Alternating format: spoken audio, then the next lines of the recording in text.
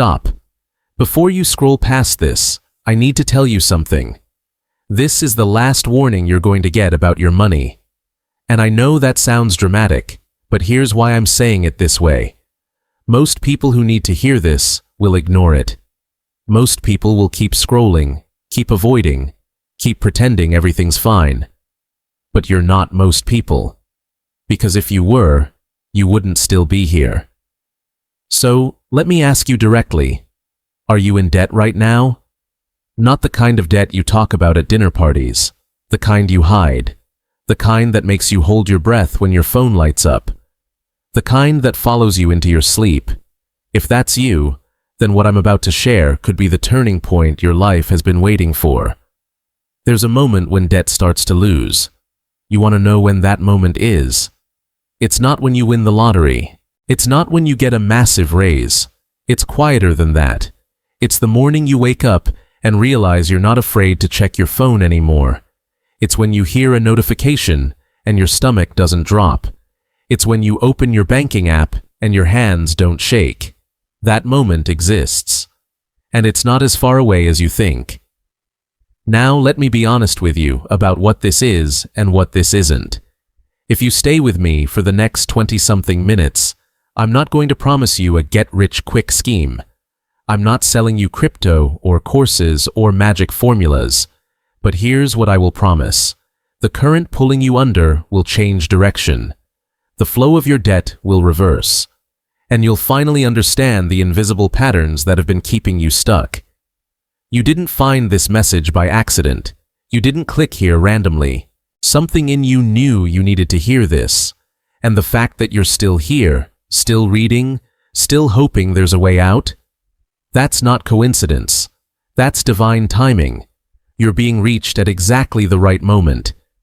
If something in these words is resonating with you right now, if you feel like this message has your name on it, then I need you to do something. Hit subscribe right now. Not for me, for you. Because what's about to unfold here is just the beginning, and you don't want to miss what comes next. This is the start of your financial breakthrough, and you need to be here for all of it. And if you're in debt, if you know exactly what I'm talking about, I want you to comment just 3 words. I'm here. That's it. No shame, no explanation. Just let me know you're in this journey. Because what we're about to walk through, you shouldn't walk alone. Let me describe what's been happening to you. Let me paint a picture so accurate it might feel like I've been watching your life. You've got credit card statements you haven't opened in weeks. You know the numbers are bad, so why look?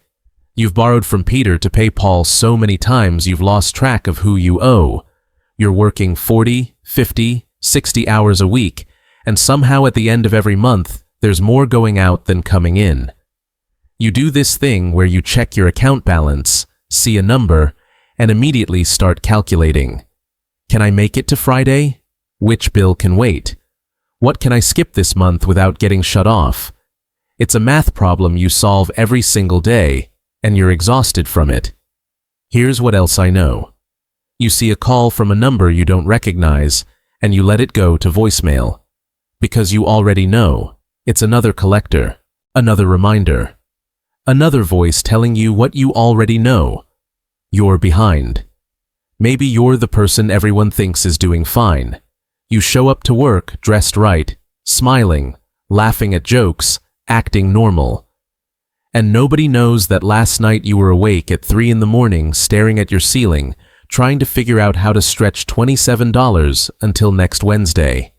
Nobody knows you're driving on fumes because you can't afford to fill the tank. Nobody knows you said no to dinner with friends because you can't admit you're broke. And here's the thing that nobody talks about. You're not actually afraid of being poor. That's not the real fear. The real fear is that this is permanent, that you'll never climb out, that you'll be 65 years old and still living like this, still stressed, still behind, still drowning. That's what keeps you up at night. Not poverty. Hopelessness. You're starting to believe this is just who you are. This is your life. This is your portion. And that belief, that's the most dangerous thing of all. Because here's what I need you to understand. Debt isn't just numbers in an account. Debt isn't just bills in a pile. Debt is living in your mind. It's living in your habits. It's living in your beliefs. And until you see where it actually lives, you'll keep fighting the same battle forever. Now I need to tell you something that might challenge everything you've been taught. Being in debt does not mean you're a failure. It doesn't mean God is punishing you. It doesn't mean you're stupid or lazy or cursed. Let me say that again, slower this time, because I need you to absorb it. Being in debt does not make you less than anyone else. But here's the key truth. God is not keeping you in debt. God isn't holding you there. But God also will not release you from something you're unconsciously feeding. And that's what we need to expose right now. There are 3 habits that are keeping debt locked in your life. 3 patterns you don't even realize you're running. And when I tell you the second one, some of you are going to feel something crack open inside. Some of you are going to cry. Because you're about to see yourself clearly for the first time. The first habit that's feeding your debt is this. You spend money to silence your anxiety. Let me tell you what this looks like. It's Thursday night. You had a brutal day at work. Your boss was on you. Traffic was hell. You're tired. You're stressed. Your body is tight with tension. And you know what you do? You pull out your phone. You open that app. Amazon, Target, Shein, whatever your poison is. And you scroll. You're not even looking for anything specific. You're just looking. And then you see it. That thing. That gadget. That outfit. That thing you definitely don't need. And something in you whispers, you deserve this. You work hard. You've been through a lot. Just get it. So you add it to cart. You check out. And for about 5 minutes, maybe 10, you feel better. There's this little rush. This tiny hit of relief. But then, what happens? An hour later, the guilt creeps in. A day later, the charge hits your account. A week later, you've already forgotten what you even bought, and the debt just got a little bit deeper. Here's what's really happening. You're not buying that thing. You're trying to buy peace. You're trying to purchase relief from the weight you're carrying. You're spending money to soothe the ache inside. But money can't heal what's hurting you. That 5-minute dopamine hit comes with a 30-day bill.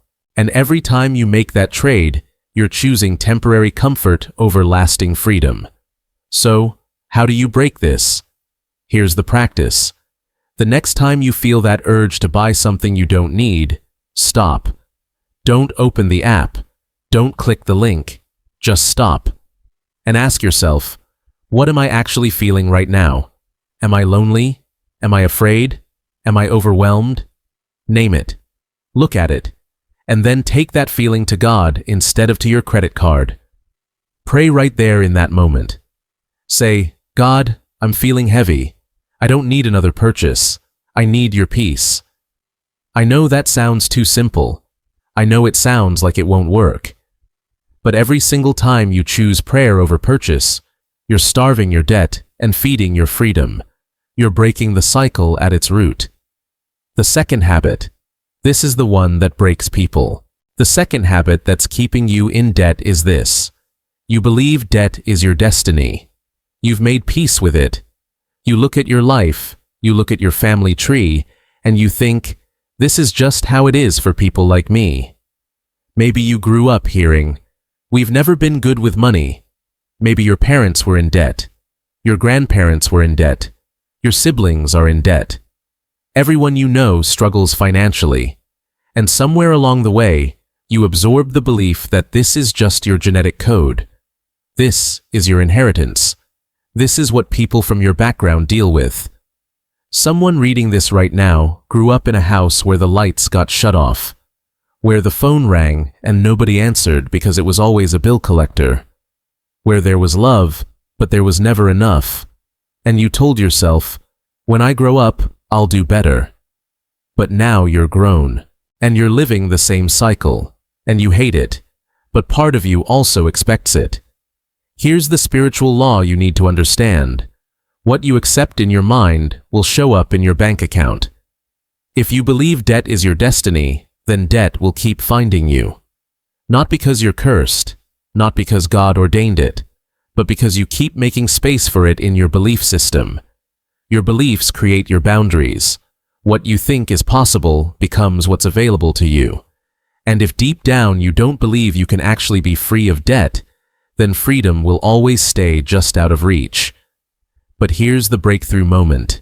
You can change what you believe. You can rewrite the story.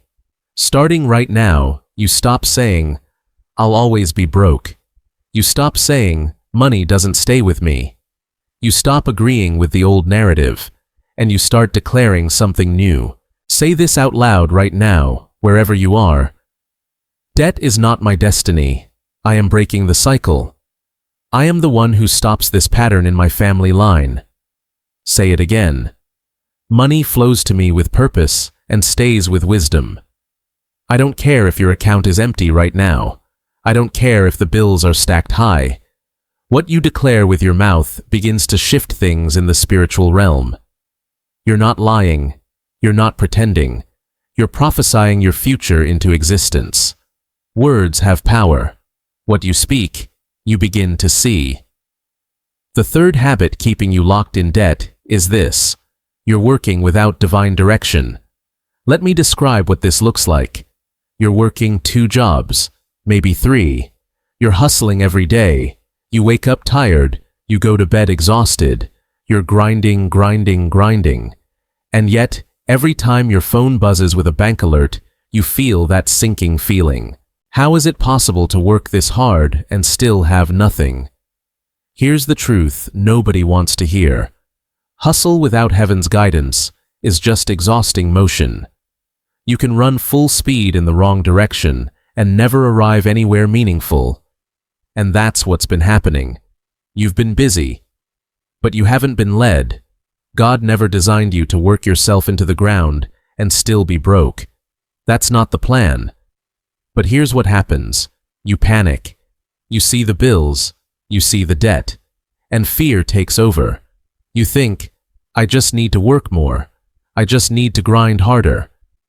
So you say yes to everything. Every overtime shift. Every side hustle. Every opportunity that comes your way. You're moving out of desperation, not direction. And here's the problem. When you move from fear, you attract more chaos. When you work without peace, you burn out before you break through. You're not being strategic, you're just being busy. And busy doesn't equal blessed. So here's what needs to shift. You need to stop running and start asking. Before you take on that extra shift, that side gig, that new opportunity, pause, pray. Ask God, is this the path you're leading me on? Or am I just reacting out of fear? Because sometimes God will close a door not to punish you, but to redirect you. Sometimes He'll tell you to rest so He can reposition you. Sometimes He'll ask you to go deep in one area instead of scattered across 10. And when you work under God's direction, 2 things happen. First, your work produces more fruit with less effort. Second, you have peace even while you're building. The difference between exhaustion and execution is this. One is driven by fear, the other is led by faith. Now we've reached the moment everything changes. We've identified the 3 habits feeding your debt. We've exposed the roots. And now it's time to make a declaration that shifts your entire trajectory. I need you to slow down. Take a deep breath. What I'm about to walk you through isn't just words on a screen. This is a breaking point. This is where you draw the line. This is where you say, enough. I want you to speak this out loud. Don't just read it silently. Let your voice carry the weight of this decision. Say, I no longer agree to live under the weight of debt. Say it again, louder. I no longer agree. Feel that? Something just shifted. You're not begging. You're not wishing. You're declaring. You're taking authority. Now say this. I cut off the old pattern. I sever the cycle that's been running in my family, in my mind, in my habits. Today, I step into a new financial rhythm. And finally, say this with everything in you. My debt is decreasing right now, not eventually, not someday, today, step by step, dollar by dollar. My debt is going down. Something just broke in the spiritual realm. You might not see it in your account yet, but the tide just turned. Now here's your assignment. Today, right now if possible, get a piece of paper. Write down every debt you have, credit cards, loans, money you owe people. Write the exact amount. Don't round, don't guess. Write the truth. And then look at that paper and say out loud, I'm not afraid of you anymore. Because fear is what gave debt its power. And today, you took that power back. If you're in this journey, if you recognize yourself in everything I just said, I need you to comment right now. I'm not alone. Let me see you. Let's build a community of people who are done with debt. And subscribe because this is just the beginning. More strategy is coming. More breakthrough. More truth. Final word. If you heard this message today, debt has already started losing its grip. Freedom is already flowing. You might not feel it yet, but it's moving, and you're going to be free.